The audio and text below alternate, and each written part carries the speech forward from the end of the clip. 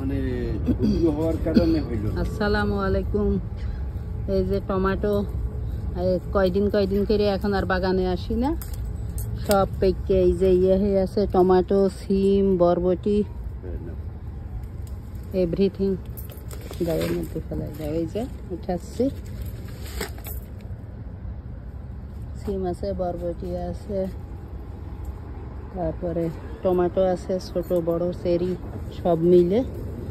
তোলাও হয় না, এগুলা তোলারও সময় লাগে।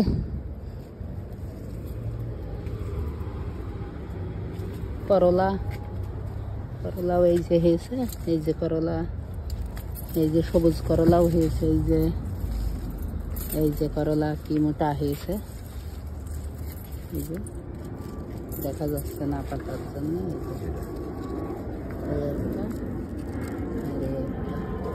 এগুলা ভালোই ধরছে, ভালোই ধরেছে। এই যে অনেক করলা আছে, ঝোপ হয়ে গেছে, ঝোপের মধ্যে এখন আর গাছ বোঝাই কষ্ট।